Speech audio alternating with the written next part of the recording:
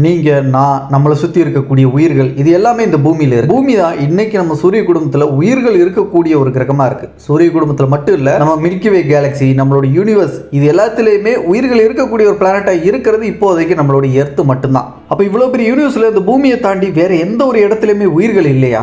இதுக்கு அறிவியல் ரீதியாக விஞ்ஞானிகள் என்ன சொல்கிறாங்க? ஏலியன்ஸ் அப்படின்னு ஒன்று இருந்துச்சுன்னா அது எப்படி இருக்கும்? இது எல்லாத்தையும் பற்றி தான் இந்த வீடியோவில் நம்ம தெரிஞ்சுக்க போகிறோம். வீடியோக்குள்ளே போகிறதுக்கு முன்னாடி நம்ம சேனலுக்கு இதான் முதல்ல வந்தீங்கன்னா சேனலை சப்ஸ்கிரைப் பண்ணி பெல் நோட்டிஃபிகேஷன் கரெக்டாக செட் பண்ணி வச்சுக்கோங்க. இந்த வீடியோ பார்த்து முடிச்சதுக்கப்புறம் வீடியோக்கு லைக் கொடுக்க மறந்துடாதீங்க. ப்ளஸ் ஹைப் பண்ணி விட்டு நிறைய பேர் சஜஷன் பண்ணுற மாதிரி பண்ணி விட்டீங்கன்னா எனக்கு அடுத்தடுத்த வீடியோஸ் போட்டிருக்கும் மோட்டிவாக இருக்கும். Welcome back another new video. நான் உங்கள் சேகர்.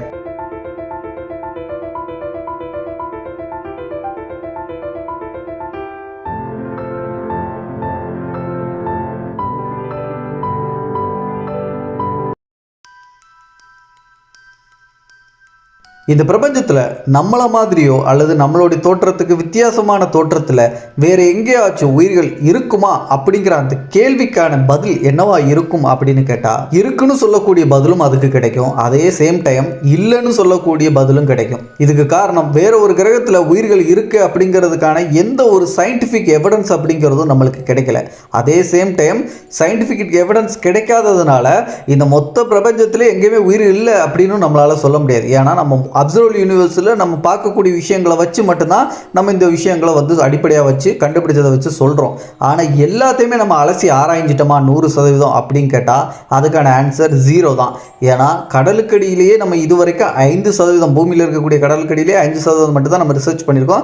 மீதி கடல்களில் என்னென்ன உயிர்கள் இருக்குது அப்படிங்கிறது கூட நம்மளுக்கு தெரியவே தெரியாது. அப்படிப்பட்ட பூமியில் இருக்கக்கூடிய கடல்களில் இருக்கக்கூடிய உயிர்கள்லேயே நம்மளுக்கு இன்னும் முழுமையாக தெரியாத பட்சத்தில் இவ்வளோ பெரிய பிரபஞ்சத்தில் இந்த யூனிவர்ஸில் எந்த இடத்துலையுமே உயிர்கள் இல்லை, நம்ம எல்லாத்தையும் அலசி ஆராய்ஞ்சு பார்த்துட்டோம் அப்படின்னு நம்மளால் சொல்லவே முடியாது. ஸோ நம்ம ஆரம்ப கட்டத்தில் தான் இன்றைக்கும் இருக்கும். மற்ற உயிர்கள் மற்ற கிரகத்தில் இருக்கா இல்லையா அப்படிங்கிறதுக்கான அந்த விடையை தேடி செல்லக்கூடிய அந்த பாதையில் என்னப்பா ஒரு விஷயத்தை இருக்குன்னு சொல்லுங்கள், இல்லாட்டி இல்லைன்னு சொல்லுங்கள் ஸ்ட்ராங்காக. அதை விட்டுப்பட்டு எதுக்கு குழப்பிட்டு இருக்கீங்க அப்படிங்கிற எண்ணமே பல பேருக்கு இருக்குது. இது நம்மளுடைய மனசில் மட்டும் இல்லைங்க, பல விஞ்ஞானிகளுடைய மனசில் கூட இந்த டிபேட் அப்படிங்கிறது மாற்றி மாற்றி ஒரு தரப்புல இருந்து இருக்குது, இன்னொரு தரப்புல இல்லைன்னா மொத்தத்திலே விட்டுருங்கப்பா அப்படின்னு சொல்லக்கூடிய அந்த விவாதம் போய்கிட்டு தான் இருக்குது. இதே நம்மளால் உறுதியாக சொல்ல முடியல அப்படின்னு கேட்டால் அதுக்கு முக்கிய காரணம், ஒரு உயிர் அப்படிங்கிறது ஒரு கிரகத்தில் உருவாகிறதுக்கு அடிப்படையாக இருக்கக்கூடிய விஷயங்களை பற்றி நம்ம தெரிஞ்சுக்கிட்டா கண்டிப்பாக நம்மளுக்கு இந்த குழப்பம் ஏன் இருக்குங்கிறத புரிஞ்சுக்க முடியும். அதுக்கு பெஸ்ட் எக்ஸாம்பிளாக நம்ம பூமியை உதாரணமாக எடுத்துப்போம். சுமார் 4.5 பில்லியன் ஆண்டுகளுக்கு முன்னாடி பூமி உருவாக ஆரம்பிச்சது. அந்த டைமில் பூமியை பார்த்தீங்க அப்படின்னா எப்படி மற்ற எக்ஸோ பிளானட்லாம் வாழ தகுதியுற்ற கிரகங்கள் சொல்லிட்டு நம்ம ஒரு பட்டியலில் போட்டு வச்சுருக்கோமோ அதே பட்டியலில் இருக்கிற மாதிரி தான் நம்ம பூமியே இருந்துச்சு. பூமியில் ஆக்சிஜன் பெருசாக கிடையாது. அதே நேரத்தில் பூமி ரொம்ப வெப்பமாக ஒரு நெருப்பு பந்து மாதிரி எரிஞ்சிட்டு இருந்துச்சு. எரிமலை வெடிப்புகள், விஷவாயுக்கள், லாவா ஓடிட்டு இருக்கிறது, இப்படின்னு பல கொடூரமான விஷயங்களோடு இருந்தது தான் நம்மளோட பூமி ஆரம்ப கட்டத்தில். சிம்பிளாக நம்ம பூமியை வாழ தகுதியற்ற ஒரு கிரகமாக தான் அந்த டைமில் இருந்துச்சு. அந்த விஷயத்தெல்லாம் கடந்து பூமி அடுத்தடுத்த மாற்றங்களுக்கு ஏற்பட்டு அதுக்கப்புறம் பூமியை சூழ்ந்து இருந்த அந்த கடல் நீரில் ரசாயன மாற்றம் ஏற்பட்டு அணுக்கள், அதுலேருந்து அமினோ அமிலங்கள், டிஎன்ஏ, ஆர்என்ஏ, முதல் உயிர் அப்படின்லாம் உருவாகி அதுக்கப்புறம் பரிணாம வளர்ச்சியில் இன்றைக்கி மனிதர்கள் வரைக்கும் உட்பட பல கோடி உயிரினங்கள் வாழக்கூடிய ஒரு கிரகமாக இன்றைக்கி பூமி மாறி இருக்கு. ஆனால் இதில் கூட சில விஞ்ஞானிகளுக்கு சில முரண்கள் இருக்குது. கடல் நீரில் ஏற்பட்ட அந்த ரசாயன மாற்றத்திலிருந்து தான் முதல் உயிர்கள் உட்பட எல்லாமே உருவானதுக்கு ஒரு காரணமாக இருந்துச்சு அப்படின்னு ஒரு தரப்பு அறிவியல் ரீதியாக ஆய்வு பண்ணி இன்னைக்கு முடிவை சொல்லியிருந்தாலும், ஏன் முதல் உயிர் கடலில் அந்த ரசாயன மாற்றத்தில் ஏற்பட்ட அந்த ஒரு காரணத்தினால உருவாகிறதுக்கு பதிலாக ஏன் ஸ்பேஸ் விண்வெளியிலிருந்து பூமிக்கு உயிர்கள் வந்திருக்கக்கூடாது அப்படிங்கிற ஒரு வாதத்தையும் பல விஞ்ஞானிகள் வைக்கிறாங்க. அதுக்கு உதாரணமாக சொல்கிறது, பூமியில் இன்றைக்கி நம்ம கடல் நீர் அப்படிங்கிறது பூமி முழுக்க சூழ்ந்து இருக்கக்கூடிய ஒரு விஷயமா பார்க்குறோம். பட் அந்த நீர் அப்படிங்கிறது பூமிக்கே சொந்தமானது இல்லை அப்படிங்கிறது ஒரு தியரியாக சொல்லப்படக்கூடிய ஒரு விஷயம். இதை பற்றி நம்ம ஆல்ரெடி ஒரு வீடியோ கூட மேக் பண்ணியிருக்கோம், பூமிக்கு எங்கேருந்து தண்ணீர் வந்துச்சு அப்படின்னு சொல்லிட்டு. அதை ஷார்ட் அண்ட் ஸ்வீட்டாக சொல்கிறேன். பூமிக்கு தண்ணீர் வந்தது விண்கற்கள் சொல்லப்படக்கூடிய அந்த விண்கற்கள் பூமியில் மோதுனதுனால அந்த விண்கற்கள் இருந்த ஐஸ் பார்ட்டிகல்ஸ் எல்லாமே பூமியோட வெப்பத்தின் காரணமாக உருகி அதுக்கப்புறம் அது தண்ணியாக அந்த லிக்விட் ஃபார்மில் மாறி இன்றைக்கி பூமியில் இருக்கக்கூடிய கடல்களாக இருக்குது அப்படின்னு சொல்லிட்டு சொல்கிறாங்க. இது எதுவும் இன்றைக்கி நேற்று நடக்கலை. பல பில்லியன் ஆண்டுகளுக்கு முன்னாடி பூமி உருவாகிற சமயத்தில் விண்கற்கள் பூமியில் மோதிச்சு. ஏகப்பட்ட விண்கற்கள் ஒவ்வொரு மணி நேரமும் மோதிக்கிட்டு இருந்ததில் அந்த விண்கற்கள்னால தான் பூமியில் தண்ணீர் உருவாது காரணம் அப்படின்னு சொல்லிட்டு அந்த தியரி சொல்லுது. ஸோ அது அடிப்படையில் பூமியில் உருவான அந்த தண்ணியே பூமிக்கு சொந்தமானது இல்லை. அப்போ அந்த தண்ணியில் ரசாயன மாற்றம் ஏற்பட்டு உயிர்கள் உருவாச்சு அப்படிங்கிற கூற்றை எப்படி ஏற்றுக்க முடியும்? பூமிக்கு எப்படி தண்ணி வந்துச்சோ அதே மாதிரி விண்வெளியிலிருந்து வரக்கூடிய விண்கற்கள்ல இருந்து ஏன் பூமிக்கு உயிர்கள் வந்திருக்கக்கூடாது அப்படிங்கிற கூற்றை வைக்கிறாங்க. இதுக்கு ஸ்ட்ராங்காக எவிடன்ஸாக ஒரு விஷயம் இருக்குது. நம்ம ஸ்பேஸில் சுற்றிட்டு இருக்கக்கூடிய பல விண்கற்களில் பலவிதமான விஷயங்கள் இருக்குது. எக்ஸாம்பிளாக எடுத்துக்கிட்டால் சில விண்கற்கள் அயன் ரிச் கண்டென்ட்டாக இருக்கும். அதாவது இரும்பு, நிக்கல், கோல்டு, சில்வர், பிளாட்டினம் மாதிரியான ரொம்ப ரேரான ஹெவி எலமெண்ட்ஸோடு இருக்கக்கூடிய சில விண்கற்களும் நம்ம விண்வெளியில் பார்க்கக்கூடிய ஒரு விஷயம். அதே மாதிரி ஐஸ் பார்ட்டிகல்ஸ்னு சொல்லப்படக்கூடிய அந்த ஐஸ் அப்படிங்கிறது உறைஞ்ச நிலையில் இருக்கக்கூடிய விண்கற்களை நம்ம கண்டுபிடிக்கிறோம். அப்படி இருக்கக்கூடிய விண்கற்களை தான் நம்ம அப்பப்போ வால் நட்சத்திரமாக வானங்களில் பார்க்கக்கூடிய விஷயமா இருக்குது. ஏன்னா அந்த விண்கற்களில் அதிகமான ஐஸ் பார்ட்டிகல் இருக்கும்போது அது சூரியனோட வெப்பத்தின் காரணமாக அந்த ஐஸ் பார்ட்டிகல் உருகி அது ஒரு கேஸ் மாதிரி வெளியேறுது.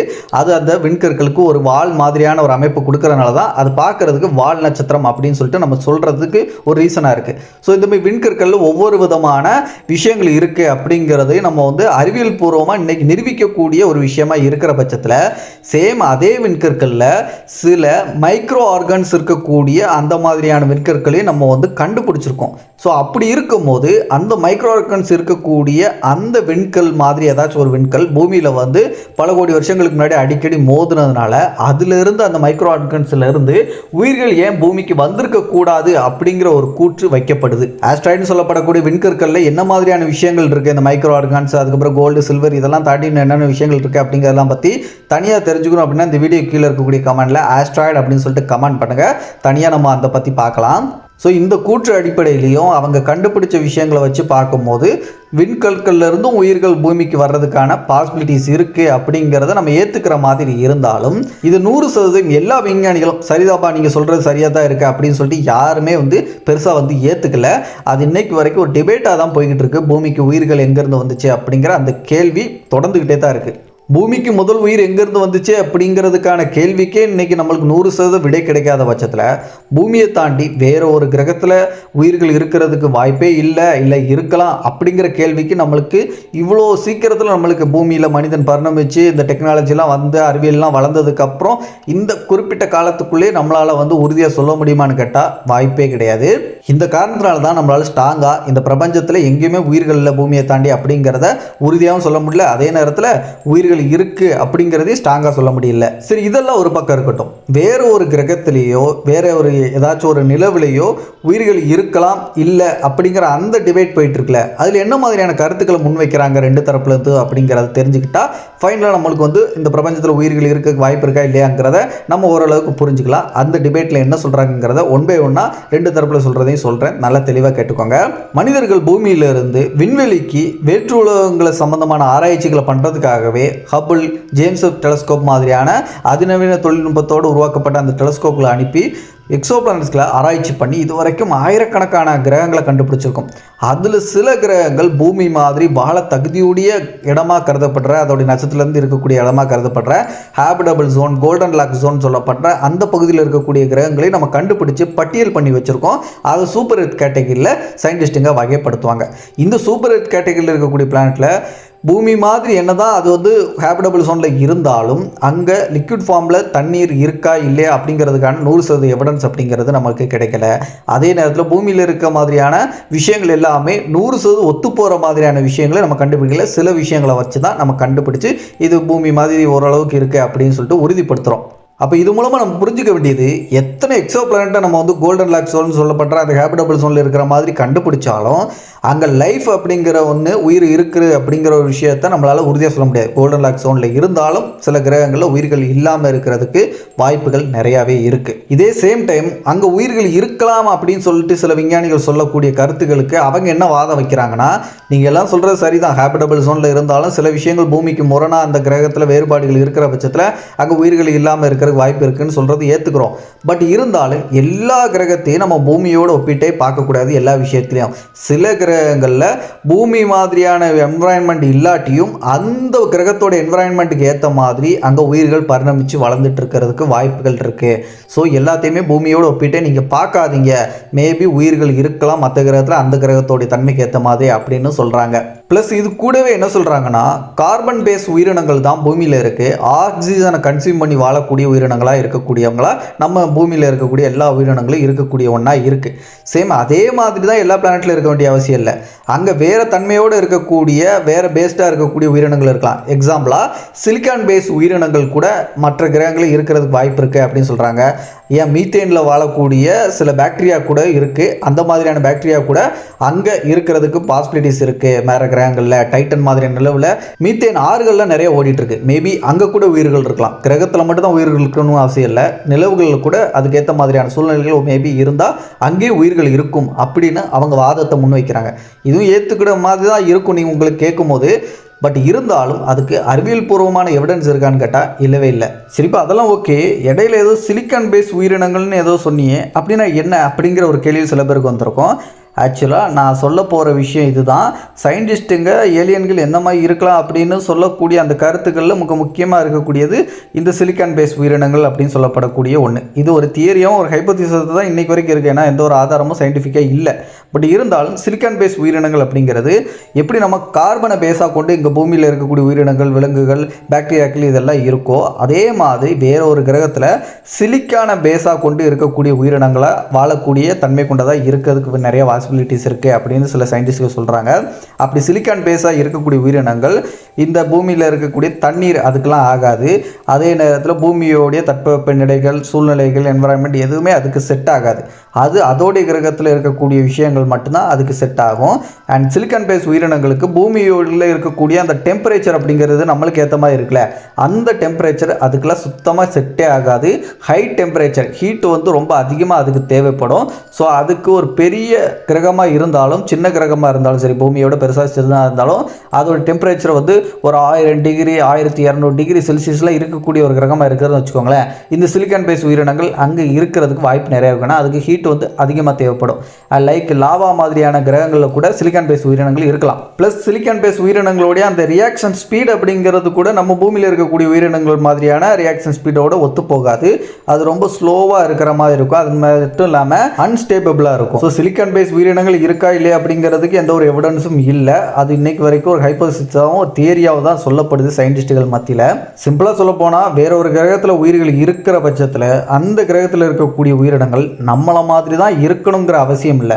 அது லைக் ஒரு தாவரமாக இருக்கலாம், ஒரு பிளான்ட் மாதிரியான விஷயங்கள் கூட வேறு கிரகத்தில் இருந்துச்சுன்னா அது ஏலியனாக தான் கன்சிடர் செய்யப்படும். அது ஒரு பூச்சியாக இருக்கலாம், இல்லை பாக்டீரியா மாதிரியான நுண்ணுயிர்கள் மாதிரியான விஷயங்கள் இருந்தாலும் வேறு கிரகத்தில் கண்டுபிடிக்கப்பட்டுச்சுன்னா அதுவும் ஏலியனாக தான் கருதப்படும். ஓவராலாக ஏலியன்ஸ் அப்படிங்கிறது இந்த பிரபஞ்சத்தில் இருக்குமா இருக்காதா, மற்ற கிரகத்தில் உயிர்கள் இருக்கா இல்லையா அப்படிங்கிறதுக்கான ஆன்சர் அப்படிங்கிறது நான் முதல்ல சொன்னது தான். இருக்கவும் வாய்ப்பு இருக்குது, இல்லாமல் இருக்கிறதுக்கும் வாய்ப்பு இருக்குது. ஏன்னா இந்த பிரபஞ்சத்தில் பல கோடி கேலக்சிகள் இருக்குது. பல கோடி கேலக்சிகளில் கோடிக்கணக்கான ட்ரில்லியன் கணக்கான நட்சத்திரங்களும் அதை சுற்றி வரக்கூடிய கிரகங்கள் இருக்குது. அதில் பல கிரகங்கள் பூமி மாதிரி ஹேபிட்டபிள் ஜோனில் இருக்கக்கூடிய கிரகங்கள் இருக்குது. அப்போ அதில் ஏதாச்சும் ஒரு கேலக்சிலேயோ நம்ம சூரிய குடும்பம் இருக்கக்கூடிய இந்த மில்கிவே கேலக்சியுமே வேறு ஏதாச்சும் ஒரு கேலக்சியில் ஒரு உயிர் இருக்கிறதுக்கு வாய்ப்புகள் இருக்கலாம் அப்படின்னும் சில சயின்டிஸ்ட்டுகள் சொல்கிறாங்க. ப்ளஸ் மேபி அந்த உயிர்கள் அப்படி இருக்கிற பட்சத்தில் நம்மளை விட ஹை இன்டெலிஜென்ட் கொண்ட உயிரினங்களாக இருக்கலாம். இல்லைனா அது இன்டெலிஜென்ட் கம்மியாக இருக்கக்கூடிய நம்மளோட கம்மியான தொழில்நுட்ப வளர்ச்சி கொண்ட உயிரினங்களாக இருக்கலாம். அது ரொம்ப தூரத்தில் இருக்கிறதுனால நம்மளாலே அதை பார்க்க முடியல. அதுங்க மேபி நம்மளை பார்த்துருக்கலாம். தொடர்பு படுத்திக்கிறதுக்கு டிஸ்டன்ஸ் அப்படிங்கிறது ஒரு பெரிய ப்ராப்ளமாக இருக்கலாம். அதனால தான் நம்ம இது வரைக்கும் எந்த ஏலியன்ஸையும் பார்க்க முடியறதில்ல. ரொம்ப தூரத்தில் இருக்கிறனால அவங்களோட சிக்னல்ஸை நம்ம ரிசீவ் பண்ண முடியறதில்ல. அதே நேரத்தில் அவங்களாலேயே நம்மளை பார்க்க முடியாது காரணமாக இருக்கிறதுக்கு வாய்ப்பு இருக்குன்னு சொல்கிறாங்க சில சயின்டிஸ்ட்டுங்க. நீங்கள் என்ன நினைக்கிறீங்க? இப்போ ஏலியன்ஸ் இருக்கிறாங்கன்னு நினைக்கிறீங்களா, இல்லை வாய்ப்பே இல்லை அப்படின்னு நினைக்கிறீங்களா? எதுவாக இருந்தாலும் கமெண்ட்டில் சொல்லுங்கள். உங்களோட கருத்துக்காக நான் காத்துட்ருக்கேன். அண்ட் சிலிக்கான் பேஸ் உயிரினங்கள்னா என்ன அப்படிங்கிறத பற்றியும், ஆஸ்ட்ராய்டுகளை என்ன மாதிரியான விஷயங்கள்லாம் இருக்கக்கூடிய விஷயங்கள் இருக்குது அப்படிங்கிறதையும் தனித்தனியாக தெரிஞ்சுக்கணுன்னா வீடியோ கீழே இருக்கக்கூடிய கமெண்ட்டில் ஆஸ்ட்ராய்டு அப்படின்னு சொல்லிட்டு ப்ளஸ் ஏலியன் அப்படின்னு சொல்லிட்டு கமெண்ட் பண்ணுங்கள். எத்தனை பேர் கமெண்ட் பண்ணுறீங்களோ அதை பற்றி கூடிய சீக்கிரம் அந்த 2 வீடியோவுமே நான் குயிக்காக மேக் பண்ணுறேன். அந்த வீடியோ மிஸ் பண்ணாமல் பார்க்குறதுக்கு நம்ம சேனல் என்ன கூட சப்ஸ்கிரைப்னா ஜஸ்ட் சப்ஸ்கிரைப் பண்ணி பெல் நோட்டிஃபிகேஷன் கரெக்டாக செட் பண்ணி வச்சுக்கோங்க. மற்ற வீடியோஸ் பார்க்குறதுக்கு மேலே ஐக்கான் லிங்க் கொடுத்துருக்கேன், செக் பண்ணிக்கோங்க. அடுத்த ஒரு நல்ல தகவலோட நான் உங்களை சந்திக்கும் வரை நான் உங்கள் சேகர். Bye bye.